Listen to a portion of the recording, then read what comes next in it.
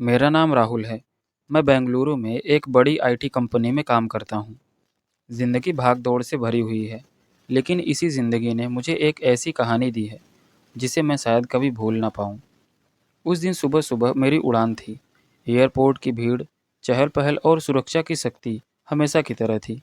मैं जल्दी से चेक इन करके सुरक्षा की जांच की लाइन में लग गया। तभी मेरी नज़र उस पर पड़ी।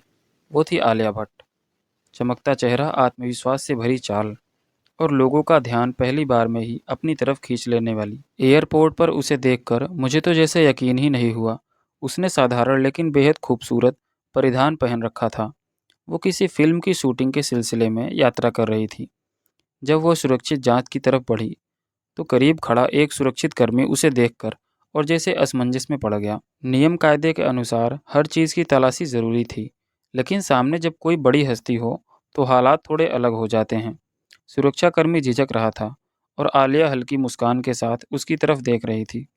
सुरक्षाकर्मी ने औपचारिकता निभाई और आलिया ने सहजता दिखाई और सहयोग किया। उस पूरे दृश्य में कोई भी बनावट नहीं थी। मुझे साफ लग रहा था कि इतनी बड़ी स्टार होकर भी वह बहुत सहज और नम्र है।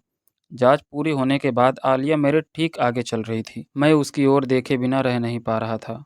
उसकी मौजूदगी में एक अलग ही आकर्षण था। फिर अचानक हमारी नज़रें मिली। उसने हल्की सी मुस्कान दी और थोड़ी देर के लिए जैसे समय ठहर गया हो।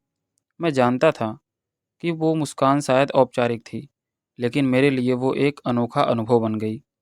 एयरपोर्ट पर यह मुलाकात यहीं ख़त्म नहीं होना चाहती थी। जैसे ही हम बोर्डिंग के लिए गेट की तरफ बढ़े, सामने की भीड़ में हलचल होने लगी। किसी यात्री के सामान को लेकर सुरक्षा कर्मियों में बहस छिड़ गई। आलिया उस भीड़ से बचने की कोशिश में मुड़ी और अचानक मेरे बिल्कुल पास आ गई। एक्सक्यूज़ मी, उन्होंने मुझसे धीरे से कहा। तो मैंने उन्हें रास्ता बताया और वो मेरे साथ चलने लगी। थोड़ी देर बाद उसने खुद ही बातचीत करना शुरू की और बोली, आज यहाँ बहुत भीड़ है, लगता है सबको एक साथ ही उड़ान पकड़नी है। मैंने मुस्कुराकर जवाब दिया, हाँ, और ऊपर से ये अचानक सी जांच का माहौल और भी धीमा कर देती है।